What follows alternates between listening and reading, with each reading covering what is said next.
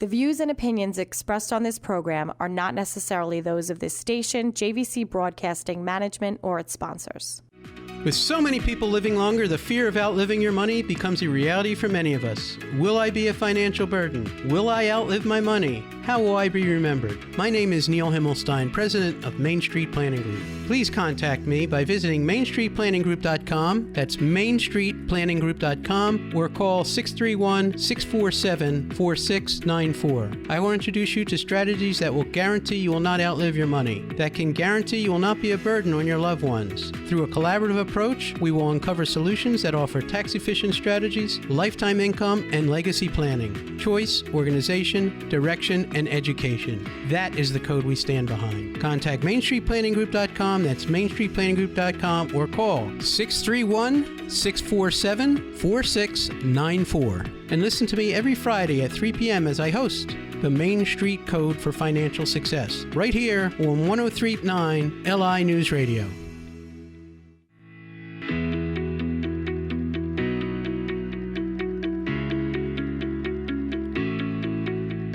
Good afternoon. Welcome to the Main Street Code for Financial Success. I'm your host, Neil Himmelstein. I can be reached at 631-647-4694, or you can visit me on my website at mainstreetplanninggroup.com. When we talk about our code, we talk about choice, organization, direction, and education. You know, we talk about guaranteed income for life. We talk about life insurance as a protection mechanism, long-term care and disability insurance. We work with hundreds of advisors across the country and giving them advice on what the best product and what the best solutions for people are in all their needs and protection needs. We're all about protection here. One of the areas of concern that I'd like to talk about is annuities. Annuities have been gotten a bad name over the years, and because people don't understand what it is they do. There's one particular investment outfit out there who poo-poos annuities and says, oh, they're no good. We only make money when you make money. But at the end of the day, that particular company isn't licensed to sell annuities. Therefore, they poo-poo them. And the fact that they only make money when you make money is typical of many investment advisors who make money on your assets as opposed to an annuity. An annuity is offered by an insurance company. So there is an insurance component in annuities. So that's why they've been poo-pooed, and there are some costs. Particularly in variable annuities, there's cost. In fixed annuities, there aren't.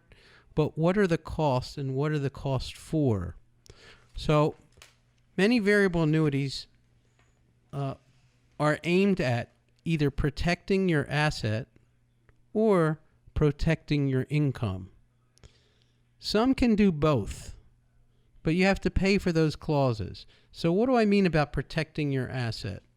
So what happens is, with a lot of these new annuities and whatnot, they're investment platforms, and if you should die, if you protect the asset, that whole asset, less withdrawals, will get paid for, okay? So no matter what the market does. So there's an insurance component that protects that asset. Some of those that protect your asset may have a step up in the death benefit, or they may have a protection mechanism where if the market only goes down a little bit, like in an index, but you may take advantage of the market if it goes up, but may have a protection of the asset if the market goes down. The other ones that are being proposed are income annuities in the variable chassis, where they'll promise a future income based on what your deposit is, regardless of market performance. You pay a little bit for that, and what I'm finding in the market today is they've become very prevalent over the last 10 years. Without the asset protection, they're only presenting the income protection. And the problem with that is you lose flexibility of your asset. What do I mean by that? So I'm in one of these things early in life, and I buy one of these things with this income protection for my retirement, and 10 years down the road, 5 years down the road, maybe I turn on that income, but I need a big chunk of that asset because of a family emergency, college, this, that. For whatever reason, I need a big chunk of that asset. Well, that underlying asset may not be there when you turn on that income. So, or what happens if I'm taking the income and I pass away? What will be left to my heirs if I'm in just an income thing? So it would be whatever I put in, less the withdrawals, but if I don't have that protection on the asset, it's whatever the asset has done. So if I hit a bear market and I'm taking this income and I pass away, the remaining balance of what the market performance is what gets left behind. So while I've got this income, and if I'm short-lived, I may leave very little or nothing behind, which we don't want to do. So I recently met with 2 retirees who were presented a very good annuity, variable annuity, that only protected the income. But they're 67 and 68 and going to retire in the next 5 years. And that's the main asset they have. And I said, well, is that really is that what you want? And they were like, well, no. I mean, if somebody passes away or I want a lump sum of money, I want to make sure it's there. Then we want to protect your asset, not necessarily your income. Maybe this is not appropriate for your.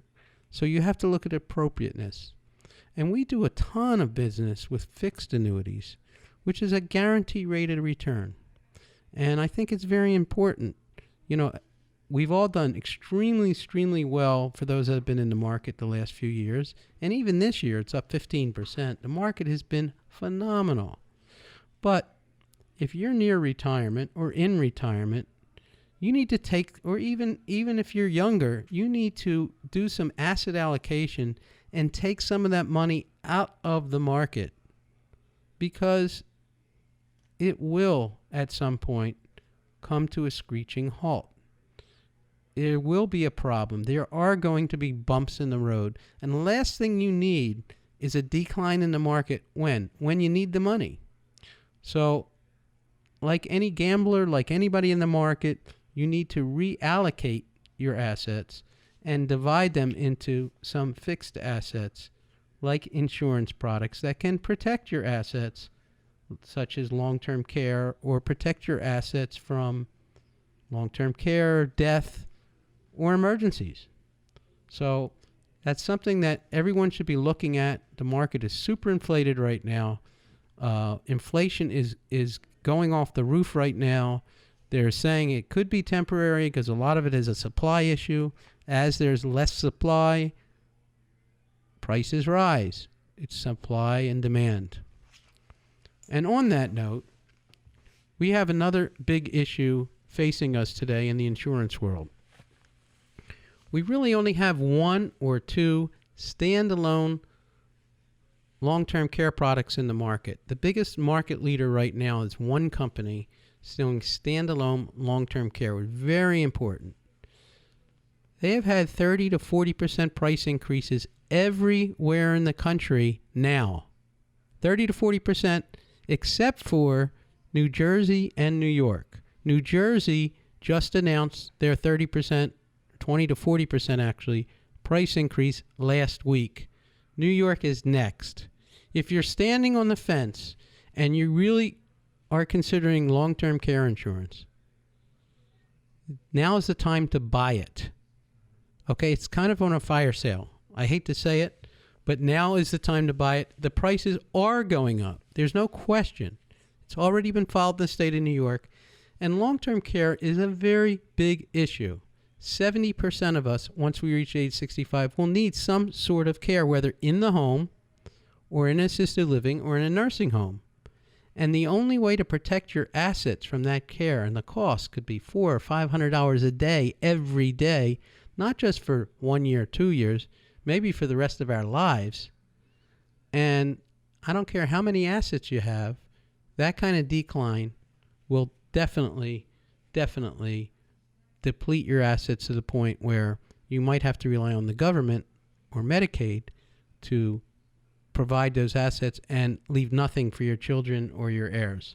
Long-term care is extremely important, and extremely, if you're over 50 or older, you really should be considering some sort of planning now, and there's imminent price increases. Not only that, we also had some other activity in the market that I'm going to talk to you about after the break with life insurance, where we have carriers that have left the market. Again, more carriers. This is Neil Himmelstein. You're listening to the Main Street Code for Financial Success. I can be reached at 631-647-4694, or I could be visiting my website at mainstreetplanninggroup.com.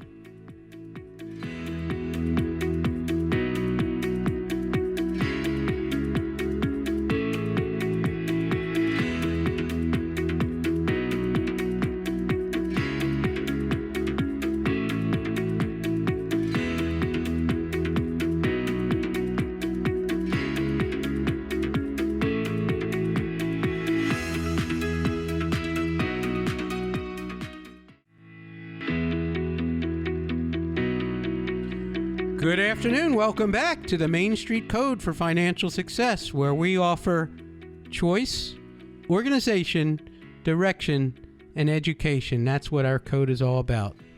And before the break, we were talking about what's going on in the long-term care business industry. And basically, we're looking at major price increases. And the reason is it's all about supply and demand. So inflation right now is occurring because supply chains are limited. When supply chains are limited, people can raise their prices, and because the demand is there, they can buy them. So one of the things in the insurance industry is, like every industry, is supply and demand. You have one major carrier left on standalone long-term care insurance, which is so important and so vital that everyone have a plan, whether they have insurance or at the very minimum have a plan to take care of us when we get older, or even when we're younger, if we run into a situation where we're going to need continuous care. And that's care relating to moving around the house, feeding ourselves, bathing ourselves. This is what long-term care is all about. And the statistics are staggering. 70% of us will need some sort of long-term care when we get older, meaning assistance either in the home or assisted living room or nursing home. It's very expensive. Care is very expensive. It's very draining, not just emotionally to everyone in the family, but financially draining. So this is the biggest crisis we have, and the fail-safe is Medicaid, which is a government program for those who've run out of money, for seniors that have run out of money. So that impacts the state's budgets tremendously.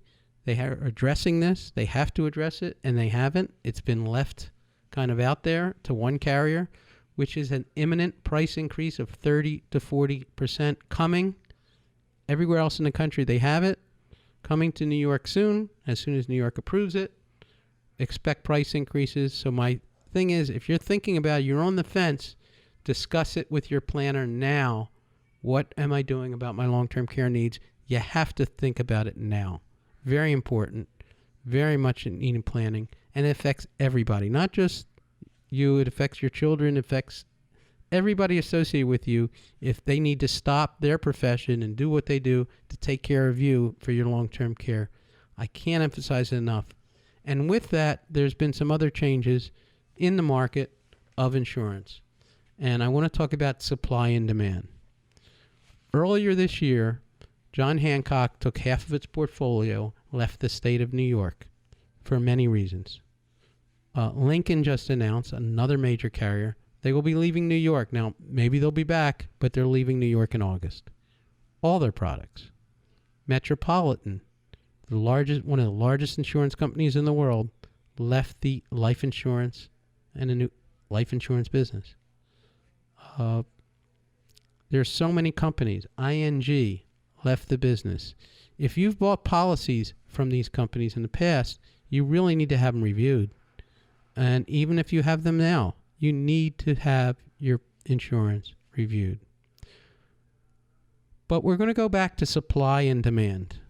And although there's infinite amount of life insurance policies that can be issued, with fewer companies in the market, you have fewer choices.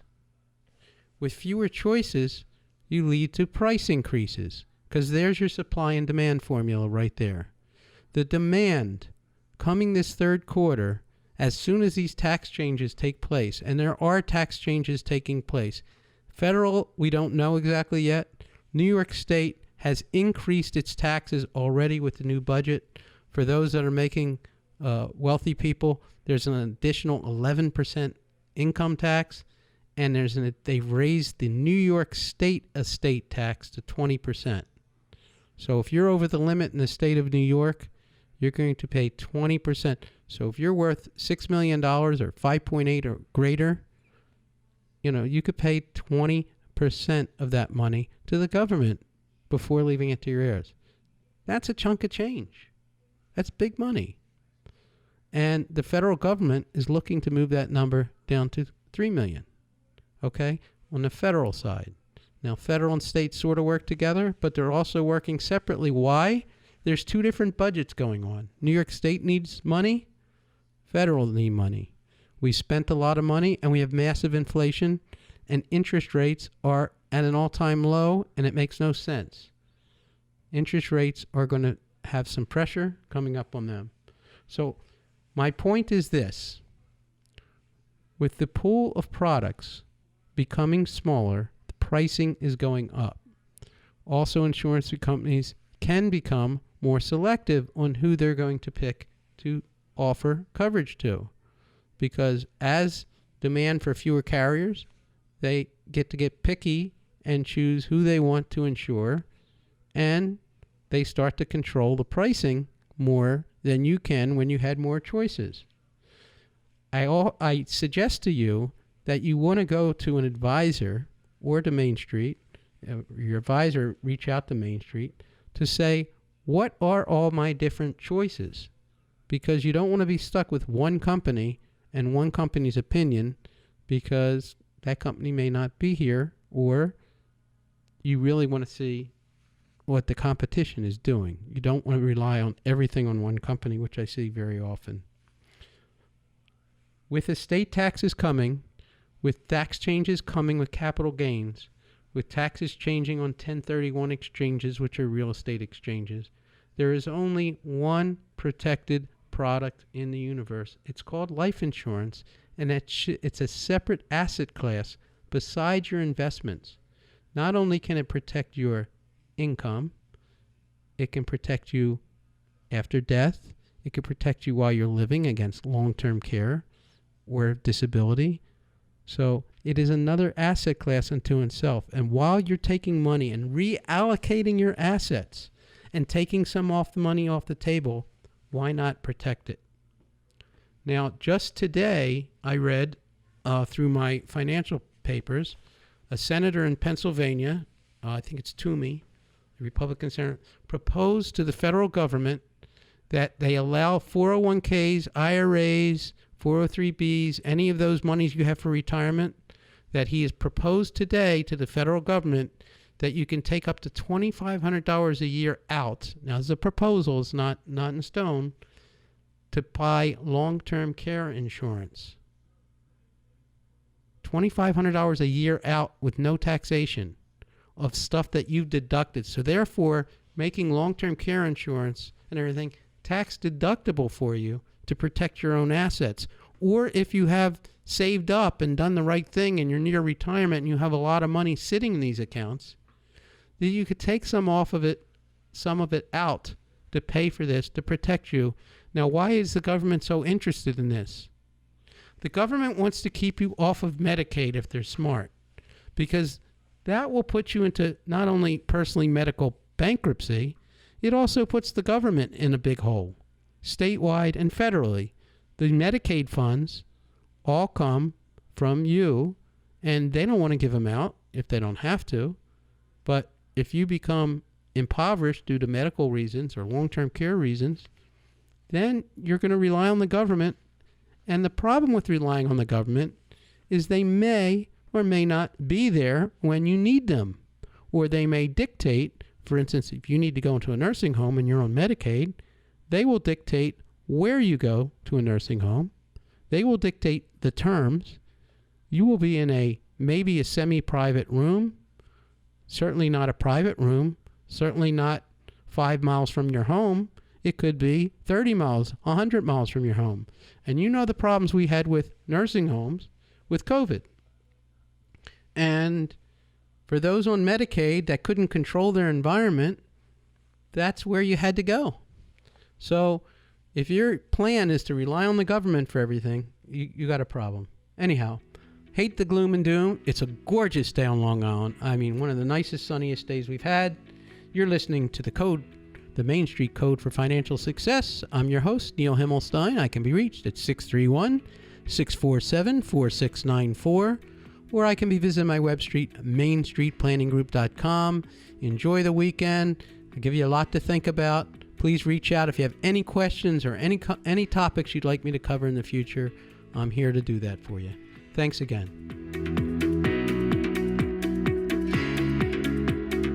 The views and opinions expressed on this program are not necessarily those of this station, JVC Broadcasting Management, or its sponsors.